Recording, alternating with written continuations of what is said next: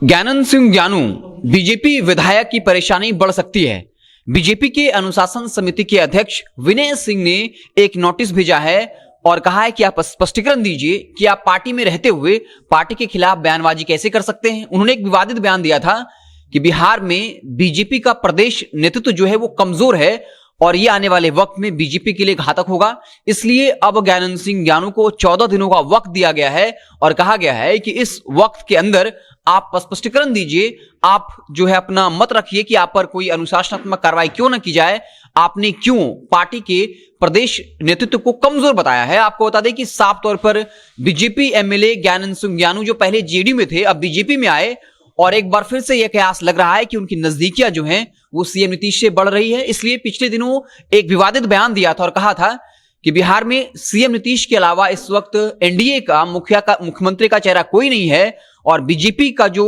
इस वक्त प्रदेश नेतृत्व है वो बिल्कुल कमजोर है। यानी उनका निशाना जो है वो बीजेपी के प्रदेश अध्यक्ष संजय जायसवाल पर था और इस वक्त बीजेपी विधायक दल के नेता तारकिशोर प्रसाद, इसके अलावा रेणु देवी पर था और कहा गया कि इन लोगों में नेतृत्व क्षमता नहीं है। बीजेपी के प्रदेश नेतृत्व ने इस बार जिन लोगों को मंत्री बनाया है वो सभी माफिया हैं, आपराधिक छवि के हैं, सब के सब भ्रष्ट हैं और एक और बड़ा इल्जाम लगा दिया कि इन नेता लोगों में बिल्कुल भी काबिलियत नहीं है। वहीं दूसरी तरफ सीएम नीतीश की प्रशंसा की। अब बीजेपी इसे इस तरीके से भी देख रही है क्योंकि जब विधानसभा का सत्र चल रहा था तो आपने देखा होगा कि बीजेपी के विधायक और मंत्री ने सीएम नीतीश को जमकर घेरा। तो क्या ज्ञानंद सिंह ज्ञानू की नजदीकियां जिस तरीके से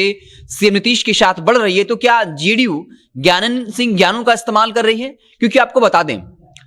जो बिहार में सत्ता पक्ष विपक्ष है उसका रिश्ता ठीक वैसे ही है कि जब एक लहर दूसरी लहर से टकराती है, लेकिन एनडीए के अंदर बीजेपी और जेडीयू के रिश्ते को आप इस तरीके से समझ सकते हैं कि ऊपर से पानी शांत दिख रहा है लेकिन अंदर ही अंदर एक लहर दूसरी लहर को काट रही है। मतलब हर कोई एक दूसरे को कमजोर करना चाह रहा है और खुद को मजबूत करना चाह रहा है क्योंकि लगातार ये सवाल बीजेपी की तरफ से उठता रहा है कि हम बड़े भाई की भूमिका में, हमारे पास 74 सीट है तो फिर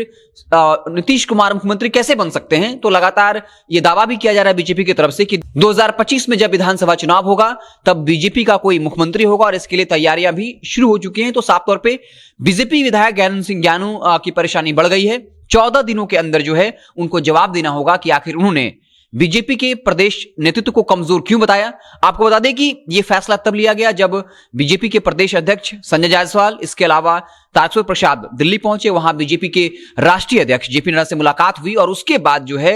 अनुशासन समिति के अध्यक्ष विनय सिंह ने ज्ञानंद सिंह ज्ञानू को बाकायदा नोटिफिकेशन थमा दिया है और कहा है कि आप 14 दिनों के अंदर स्पष्टीकरण दीजिए और ये बताइए कि आप पर कोई कार्रवाई क्यों न की जाए। इसके अलावा बता दें कि जब संजय जायसवाल और तारकिशोर प्रसाद दिल्ली पहुंचे थे वहां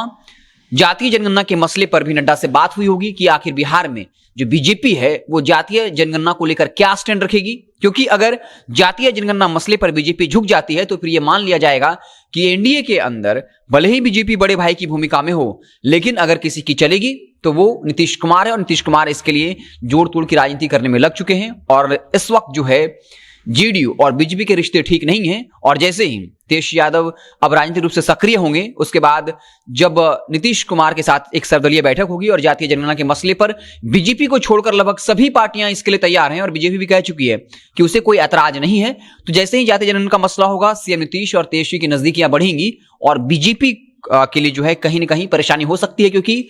चाहे वो जेडीयू हो या आरजेडी हो ये मैसेज देने की कोशिश करेगी कि बीजेपी जो है वो जातीय जनगणना कराने के पक्ष में नहीं है और उसे फिर पिछड़ा अति पिछड़ा विरोधी घोषित करने की कोशिश की जाएगी। वहीं ज्ञानंद सिंह ज्ञानू भी लगातार ये आरोप लगा रहे हैं कि बीजेपी जो है वो सवर्ण विरोधी हो गई है। तो आने वाले वक्त में बिहार की राजनीति जो है काफी दिलचस्प होने वाली है। लेकिन देखने वाली बात होगी जैसे ही ये नोटिफिकेशन मिला है ज्ञानंद सिंह ज्ञानू को तो ज्ञानंद सिंह ज्ञानू का क्या बयान होता है। पिछले दिनों काफी आक्रामक दिखे थे और लगातार ये कह रहे थे कि